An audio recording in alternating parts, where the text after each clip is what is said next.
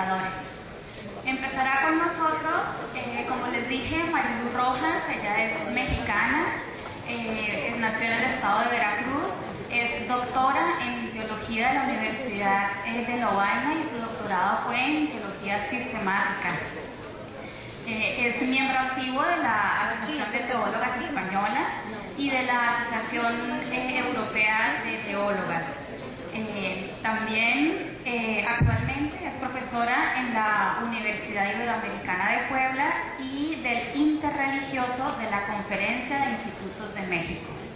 Bienvenida, tienes media hora.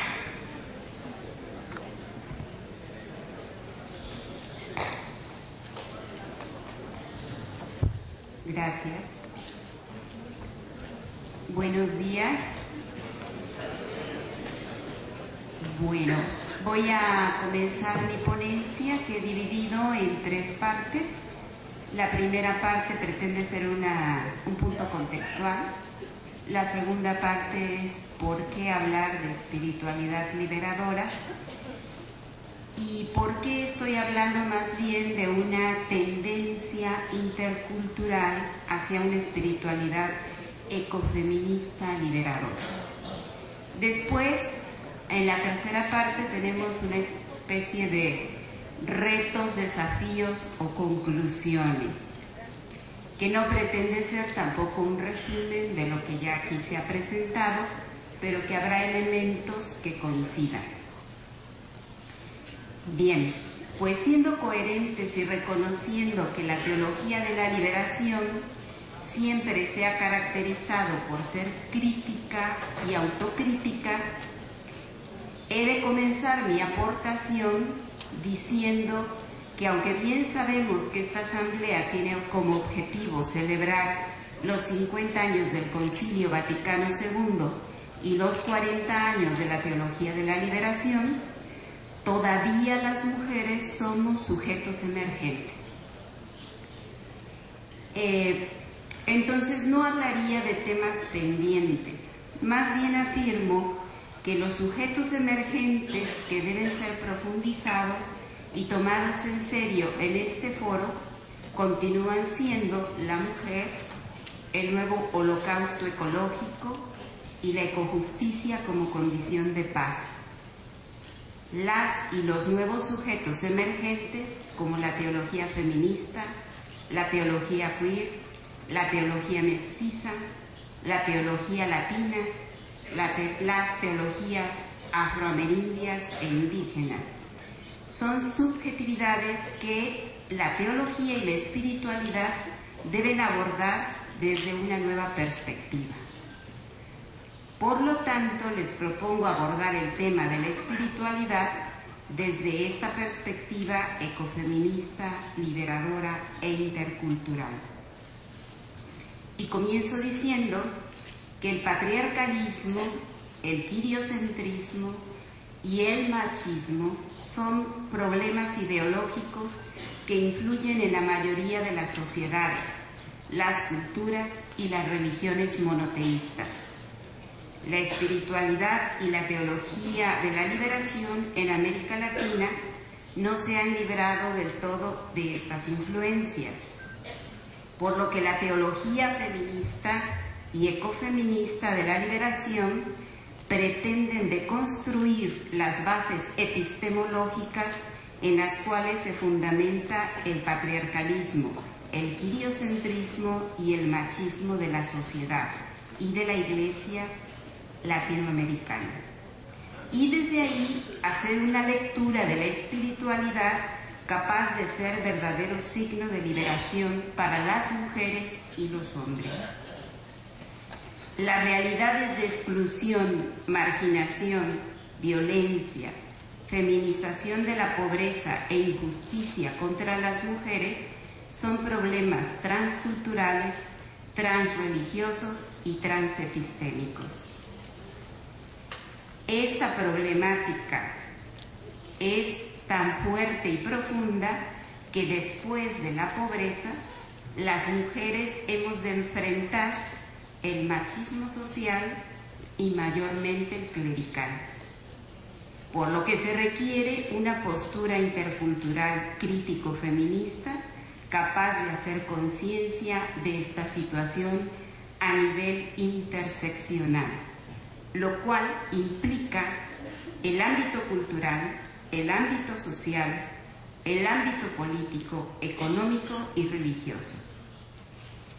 Desde la experiencia de la interculturalidad ha de influirse en la transformación de las demás estructuras, porque no ha de olvidarse que la opresión se construye en las ruinas culturales. Los argumentos en que me fundamento para proponer una espiritualidad ecofeminista, intercultural, liberadora, son los siguientes. Primero, hay una situación de opresión, exclusión y marginación de las mujeres latinas y latinoamericanas, como he dicho, que atraviesa interseccionalmente las culturas y las religiones, lo que hace necesaria la interseccionalidad del análisis de género. Segundo, el nuevo holocausto en el que todos y todas de alguna manera participamos y somos responsables es el holocausto ecológico, el cual tiene entre sus principales víctimas a los más pobres y de entre ellos a las mujeres, a los niños, a las niñas, a las poblaciones indígenas y de origen afroameríndio. Tercero, América Latina es un continente multicultural, multicontextual y caracterizado por la injusticia que demanda una necesaria respuesta precisamente desde la interculturalidad teológica, epistemológica y metodológica. Cuarto, no se puede construir la liberación de la mujer sin lograr también la liberación de la naturaleza de manos de la explotación patriarcal. Con lo anterior, pretendo decir que desde una espiritualidad y teología ecofeminista de la liberación es necesario no absolutizar los métodos, y en este caso el método ver, pensar, actuar, pues aunque reconocemos que hemos bebido de esta fuente metodológica, necesariamente dicho método debe entrar en un diálogo con otras metodologías, como el método de suspicción o de la sospecha, el método de la interseccionalidad o de entrecruces de diversas realidades, por mencionar algunos. También urgimos y demandamos el reconocimiento serio de los saberes como categorías epistemológicas y no solo como simples saberes, porque desde ahí es importante elaborar nuevas construcciones epistemológicas y teológicas.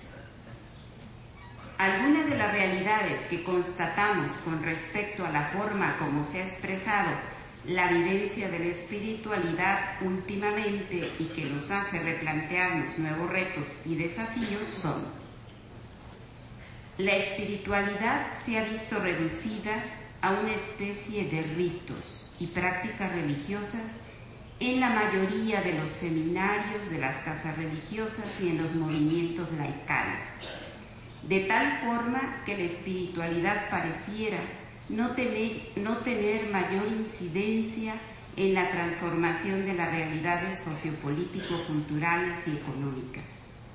Más bien se comprende a esta al margen de todas las realidades, reduciéndola a veces a una práctica un tanto enajenante y evasiva de la realidad.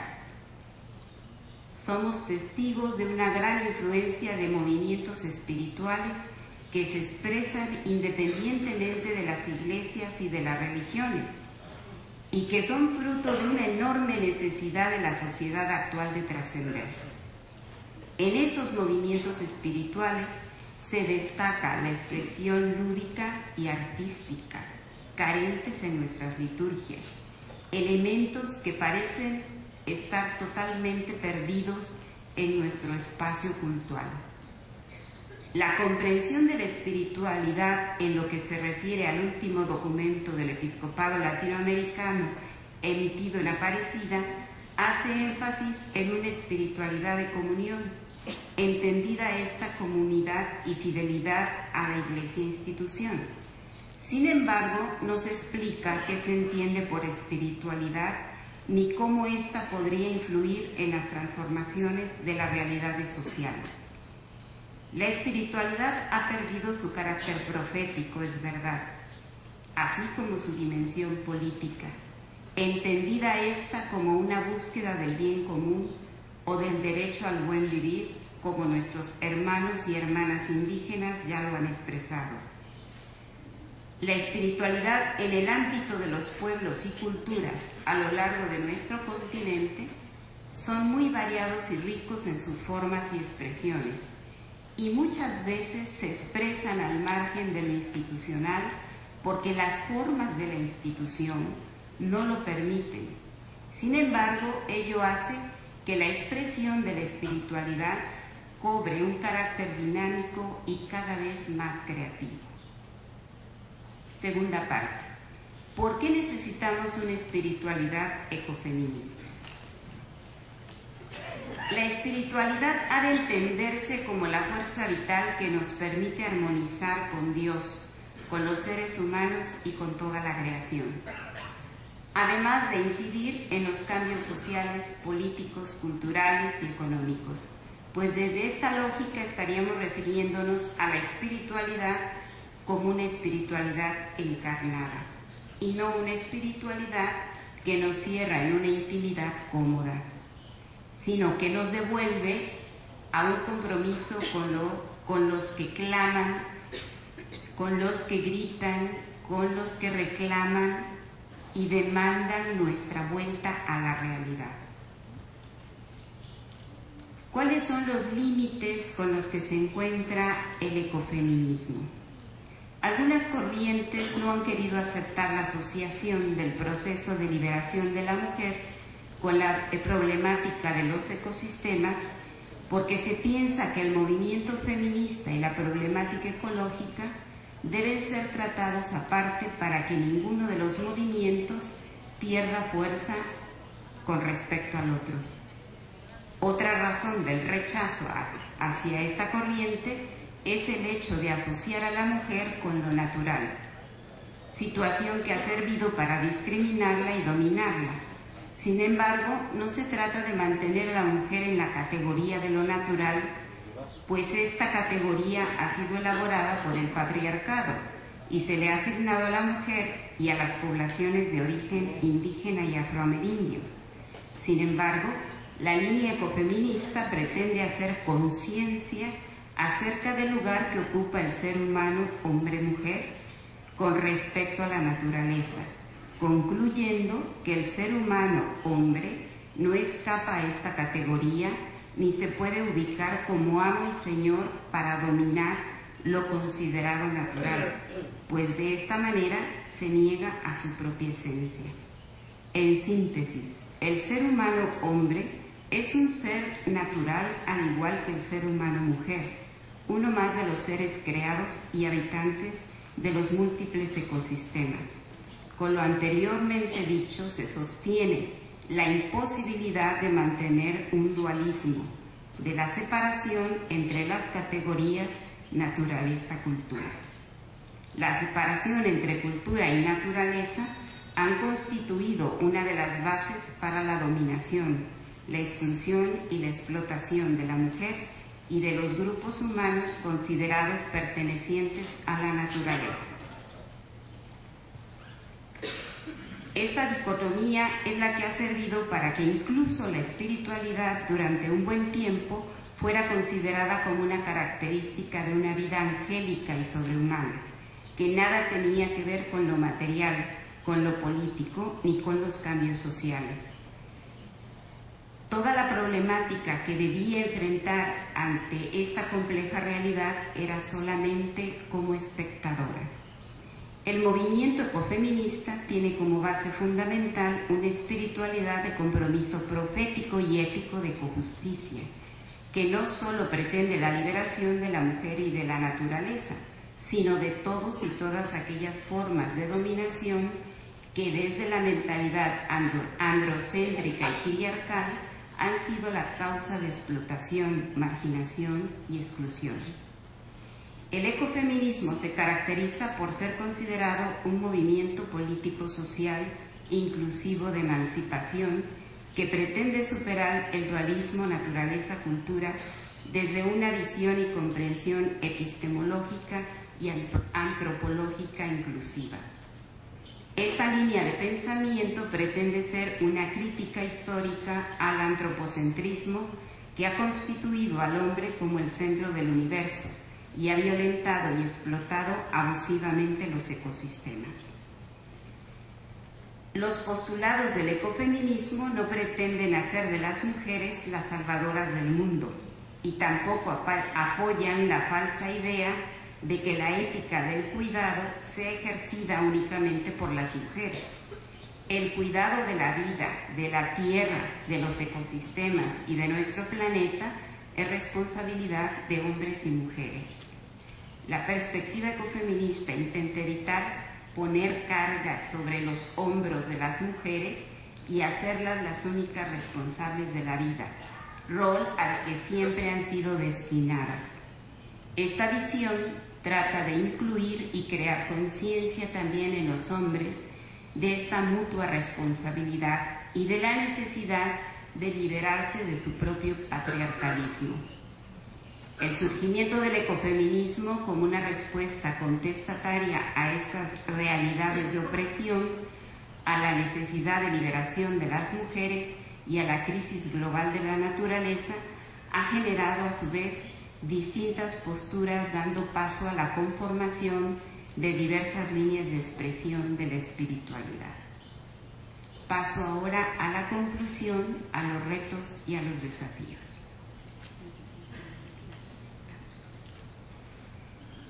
El carácter liberador no puede entenderse como una simple emancipación revanchista de todo lo que pretende imponerse.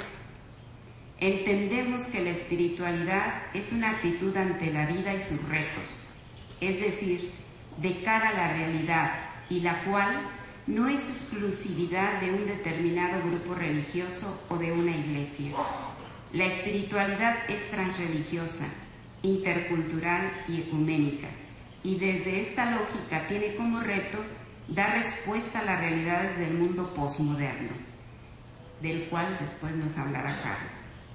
No se trata de cerrar los ojos, sino de abrirlos a la realidad que hoy se impone de pobreza, miseria, exclusión, corrupción, muerte, violencia, violaciones a los derechos humanos, migración, destrucción ecológica, por citar algunas realidades. Desde esta perspectiva es como la espiritualidad es liberadora, pues pretende crear una conciencia crítica ante estos sucesos y suscitar el compromiso de transformar la sociedad. La espiritualidad liberadora desde la visión de los pueblos indígenas y afroamerindios propone la lógica del derecho al buen vivir o vivir bien, que ya también aquí se ha mencionado, como un derecho de todos los seres humanos, lo cual implica la armonía y el equilibrio con el cosmos, con la ecología y con la creación. Es una lógica relacional, en equidad e inclusión, contraria a la lógica de la dominación, de la exclusión que mantienen muchos de los proyectos neoliberales y posmodernos. El desafío para la espiritualidad liberadora es superar una espiritualidad fundada en el antropocentrismo y dar paso a una visión en la cual se sea capaz de descubrir a la divinidad en todo lo que nos rodea.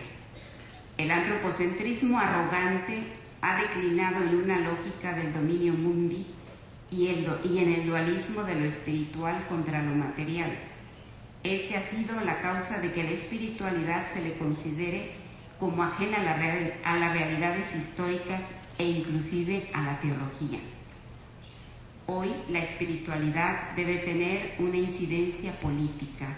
Lo espiritual es lo político. La búsqueda del derecho al buen vivir, al vivir bien o al bien común de todos los seres que compartimos la tierra, el espacio y el cosmos. No se trata de una defensa de la vida sin más, sino del derecho que todos los seres tenemos a una vida con dignidad y con paz, entendida la paz como consecuencia lógica de la justicia. Pareciera que en este mundo global, empobrecido y violento, no necesitara tanto de una religión que llene y cumpla sus anhelos, sino que está urgido de una espiritualidad ecofeminista que sea capaz de incluir y expresar interculturalmente las diversas experiencias de Dios que se encuentran en la base fundamental del imaginario de nuestros pueblos y culturas, latinoamericanas, urbanas, chicanas, mestizas, indígenas, afroamerindias, entre otras. Esto se puede lograr solo si es posible el cambio de relaciones excluyentes, iriocéntricas y patriarcales hacia relaciones de equidad y ecojusticia. No podemos hablar de una espiritualidad y teología liberadora si las mujeres seguimos siendo oprimidas, explotadas y abusadas al interior de las iglesias, o si la religión ha servido y continúa siendo un instrumento de dominación de estas, así como la imposibilidad de reconocer sus liderazgos. Mientras no exista la relación de equidad, inclusión, visibilidad y respeto, no puede haber teología de la liberación. Por lo cual, ahora pediré a las mujeres de esta asamblea que han trabajado durante 50 y 40 años respectivamente en los movimientos liberadores a que se pongan de pie. Mujeres que han participado en la lectura popular de la Biblia, mujeres que han reinterpretado la Biblia, que han hecho una traducción feminista de la Biblia, que han trabajado en comunidades cristianas de base, eclesiales de base, derechos humanos,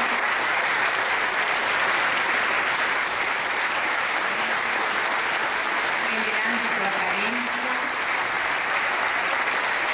en la teología negra, en los movimientos de Cáritas,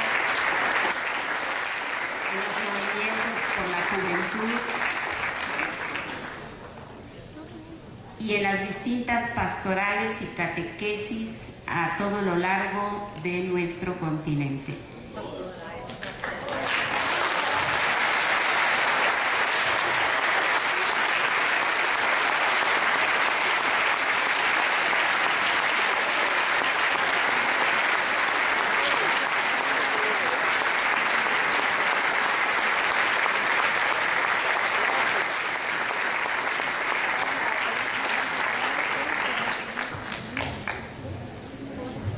Muchas gracias.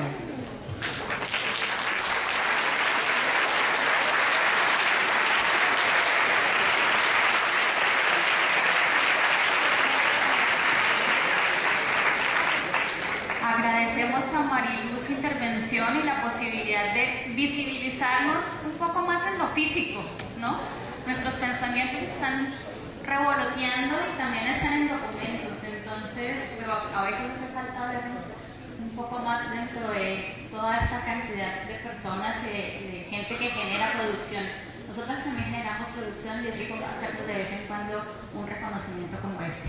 Gracias, Marilu.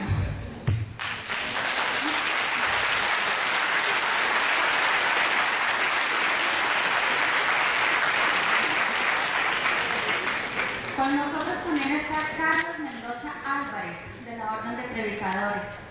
Él es doctor en teología de la Universidad de Friburgo y tiene el postdoctorado en teología fundamental también de la Universidad de Friburgo.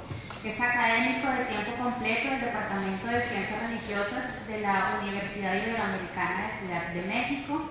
Es presidente de la Unión de Instituciones Teológicas Católicas de México en el periodo 2009-2011 y ahora fue elegido por el periodo 2012-2013. Tiene varios escritos, pero el último se llama El Dios escondido de la posmodernidad, deseo, memoria e imaginación escatológica, ensayo de teología fundamental posmoderna, y está traducido al portugués. Tienes media hora. Muchas gracias. Todos somos sobrevivientes y yo quisiera hablar también como sobreviviente. Vengo de un país, México, en el que en los últimos 6 años ha habido más de 100.000 muertos y desaparecidos por una guerra absurda contra el crimen organizado y el narcotráfico, donde el presidente de México ha desatado una violencia que ya los criminales mismos habían también inspirado y motivado. No puedo hablar sino desde este contexto como sobreviviente, pero también sobreviviente de muchos invisibilizados que quizás aquí convendría la pena de algún modo recordar. Por ejemplo, los que han sido asesinados y asesinadas por crímenes de odio. Y me refiero a aquellas personas de la comunidad lésbico, gay, transexual, transgénero, que en muchas sociedades del planeta existen a contrapelo de la historia. Y hay sobrevivientes también de cada una de nuestras historias de vida, de la cultura negra, indígena, de los migrantes, muy ausentes, por cierto, creo yo, en este congreso. Y quisiera proponerles que en unos instantes nos acordáramos de nuestros muertos, de aquellos a quienes de algún modo les debemos la vida y también la esperanza. Porque es, como decía Paul Ricoeur, cuando estamos frente a situaciones tan difíciles como la que acabo de describir, o contamos cadáveres o contamos historias. Hagamos unos instantes de silencio.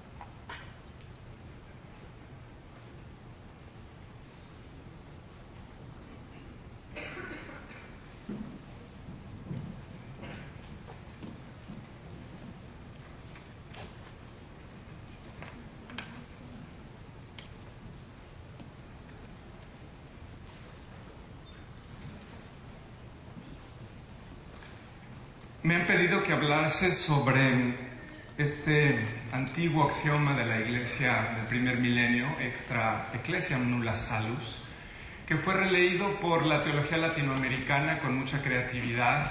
Ya Ignacio Ellacuría lo hizo y John Sobrino también, y muchos otros y otras.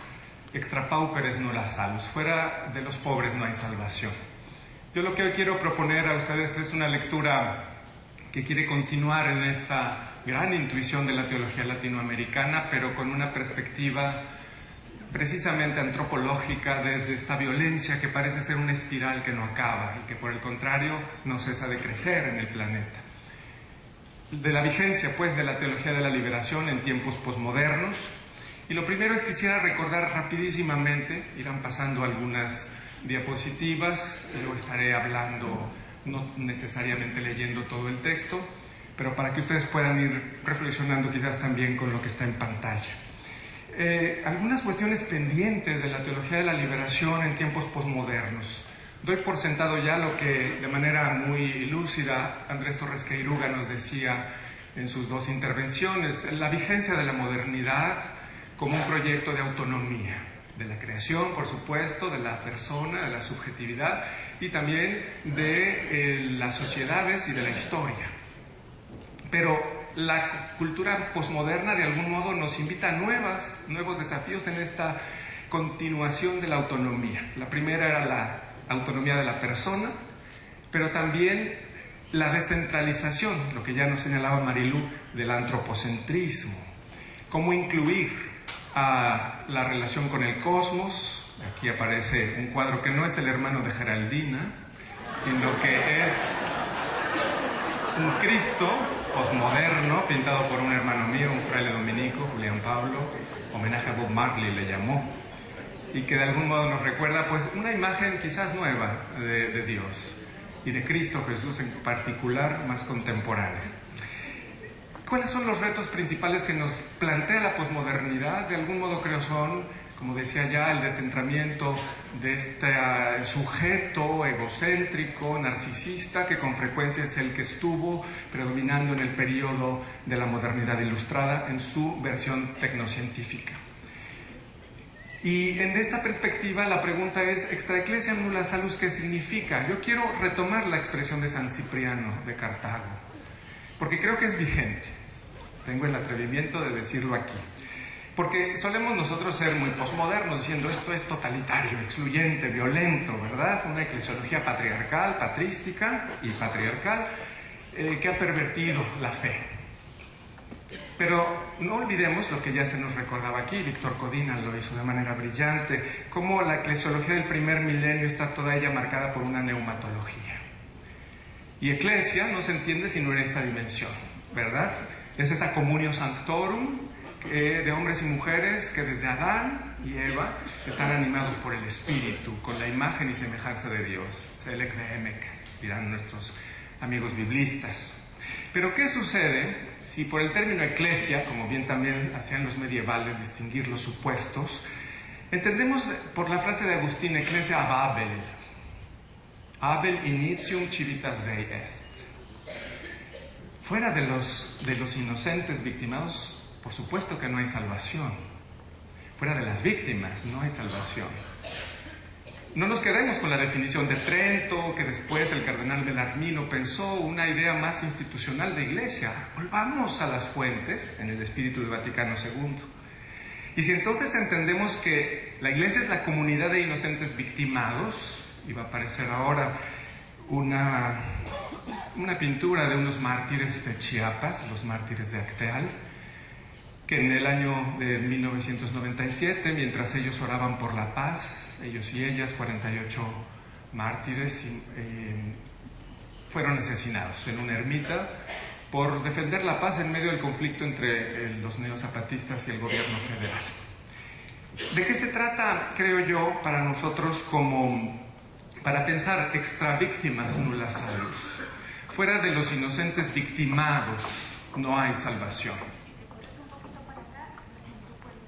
Perdón. Bueno, pueden ver mejor, sí. Disculpe. Se trata, por tanto, de una perspectiva que creo nos ayuda a entender la universalidad del pobre, que ya la teología de la liberación en su primera generación planteó. Hay que escuchar el clamor de Abel. Sigue subiendo al cielo. Y en este sentido hay una realidad que no podemos nosotros de algún modo desconocer, que es que entonces el sufrimiento del pobre, del inocente, del excluido de cualquier sistema de totalidad, y aquí ya entra el rasgo posmoderno, es un lugar teológico. Es más, no solo un lugar teológico, es un interlocutor de la misericordia, de la sabiduría divina. La teología de la liberación lo hizo en su momento, acompañando la comprensión de los excluidos, pero hoy tenemos la posibilidad de hacerlo reconociendo los rostros diversos de la exclusión. Ahí aparecían algunos, ¿verdad? La comunidad latina, en los Estados Unidos, la comunidad negra, la comunidad LGBTT y más TES. Todo lo que implica, pues, el descubrir los diferentes rostros de la exclusión, me parece que entonces nos invita a un desafío, pensando de aquí para adelante, ¿qué sigue en este contexto posmoderno de descentramiento del sujeto? Pues recuperar el sentido salvífico antropológico, deconstruyendo, pienso, este axioma extra ecclesiam nulla salus, y de un modo, pues, será posible quizás recuperando una comprensión del sufrimiento de los justos. No podemos sino hacerlo hoy, en la globalización y la exclusión, como llama Dussel a estos tiempos, de la mediocracia globalizada, sino desde las víctimas sistémicas. Es un concepto que ahora Jean-Pierre Dupuy propone mucho para pensar las víctimas invisibilizadas por el sistema, aquellas de las que ni siquiera hablamos. Y por eso quisiera plantear la pregunta para la Iglesia y para la teología de la liberación. ¿Una mala madre? La mala madre es una planta que cuando crece echa a sus hijos fuera. No sé si en Brasil la deben conocer. El nombre técnico me lo decía Marilú, ¿o quién me lo decía ayer? Bueno, hay una planta que así, sus pequeños retoños los echa fuera. Bueno, hijas e hijos del concilio somos todos los que estamos aquí en nuestra gran diversidad. Pero ¿hemos aprendido realmente a conquistar las autonomías de cada una de estas subjetividades que estamos aquí presentes? ¿O estamos quizás todavía reticentes hacia esa presencia del otro, ese otro que con frecuencia nos incomoda, a veces nos seduce, pero al fin y al cabo es un otro diferente? Por eso creo yo que los temas propios de la teología fundamental, ustedes disculparán aquí el vicio del profesor, credibilidad y significado, pues son dos desafíos teológicos, creo yo. ¿Cómo significar adecuadamente la emancipación posmoderna como lugar teológico de todos estos grupos de los que estamos hablando? Y la credibilidad para acompañar los procesos de afirmación de estas identidades humanas diversas. Antes de venir aquí, un teólogo queer brasileño, a quien pregunté si participaría en este gran congreso, me dijo, no puedo estar presente en un congreso de machos heterosexuales homófobos. Bueno, ya no le dije nada, ¿verdad? Me quedé callado. Y una amiga mexicana que se define a sí misma, se describe como teóloga lesbiana de la liberación. Vamos a bailar. Esta amiga que se define como teóloga lesbiana de la liberación dice, he tenido dificultad a ser reconocida por mis padres en la fe, que son los teólogos de la liberación. Lo digo así porque es la historia, una microhistoria que tiene cierto sentido. Entonces, voy a ver mejor esta pantalla. Estaba viendo la del frente. Se trata entonces, sí, de lo postcolonial, de lo postpatriarcal, de aprender a vivir en un cierto mutuo reconocimiento, pero siempre desde la exclusión de las víctimas. De otro modo, generamos nuevos sistemas de totalidad que se convierten tarde o temprano en totalitarismo. Entonces, por eso, me tengo el atrevimiento, con temor y temblor dirían algunos, de proponer aquí una interpretación posmoderna del pobre, que es el referente principal y fontal de la teología de la liberación, en una perspectiva antropológica de la vulnerabilidad, del sujeto débil posmoderno. Es decir, una vulnerabilidad constitutiva del sujeto excluido que nos invita a todos a cambiar nuestro horizonte epistémico, la praxis de compasión y las narraciones que nosotros estamos implicados en construir. Y por eso, desde los excluidos podemos tener la pretensión, y específicamente el cristianismo, de descubrir el poder del no poder. La potencia de los pobres, dice Jean Robert, un filósofo iraní antisistémico. Se trata de desmantelar la lógica perversa de la violencia sacrificial para poder, que a veces hemos introyectado como víctimas, para poder en su momento desatar los nudos del resentimiento. Y de así instaurar tiempos nuevos, porque las víctimas perdonadoras son las que son protagonistas de la contracción de un tiempo mesiánico. Disculpen. Esto me parece importante, la contrahistoria. La teología de la liberación se adelantó y de algún modo fue la recepción creativa de Vaticano II en esta concepción, lo señalaba Frei Beto también, la historicidad de la salvación. Pero los inocentes que son victimados, los justos que son aniquilados, contraen el tiempo. Esta es una frase de San Pablo, «O kairos unestal menos esti». El tiempo que queda entre el tiempo y su fin. Eso es lo que hace un inocente, un justo, cuando entrega su vida. Detienen el tiempo y le cambian el sentido a la temporalidad cronológica. Y en esta perspectiva es una subversión del deseo mimético sacrificial lo que está en juego, porque los justos e inocentes de la historia, aquellos que fueron sacrificados, de algún modo nos invitan a cambiar nuestra lógica de rivalidad. Y por eso, en esta primera parte que está terminando, deconstruyendo el axioma extra ecclesiam nulla salus, que yo sigo diciendo, si lo entendemos, ecclesia Babel, es perfectamente comprensible. Extra victimas nulla salus est. Porque la salvación pasa por la vida entregada de los justos de la historia. Esto es una intuición que le debemos al judaísmo y que en el cristianismo se ha radicalizado en la experiencia de Jesús de Nazaret. Otro justo, injustamente ajusticiado, como lo describía Gustavo Gutiérrez. Se trata entonces de afirmar lo que el deutero Isaías, que las heridas de las víctimas nos curan. Ese oxímoron, esa paradoja potentísima del judaísmo es lo que le da perspectiva salvífica al cristianismo y a la muerte de todos los inocentes. En este sentido, lo que creo que de algún modo nos puede ayudar a vivenciar la salvación es hacer recuperación de estos hombres y mujeres de los que estuvimos hablando al principio y tratando de rememorar y que poner en nuestro corazón. Aquellos que de alguna manera ya han dado su vida por los otros y que muchas veces no hemos sabido reconocer. Vamos a hacer un segundo paso, que es el de poder hablar entonces qué se desprende de esta memoria de las víctimas. Es aprender a vivir la Pascua. ¿Cómo podemos pasar de una memoria desdichada, infeliz de estas víctimas y de este sufrimiento a una memoria dichosa? Es decir, y a una praxis que nos lleve a la transformación de estas condiciones de exclusión.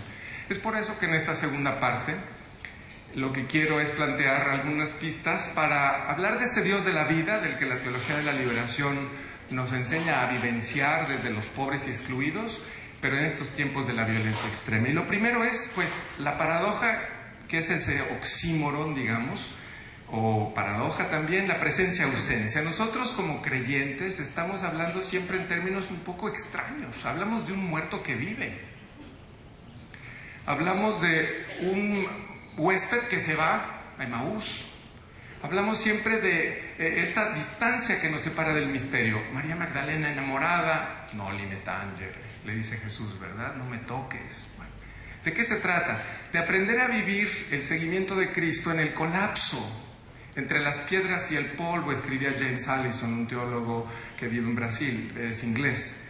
Se trata de aprender a ser discípulas y discípulos, creo yo, en esta perspectiva kenótica.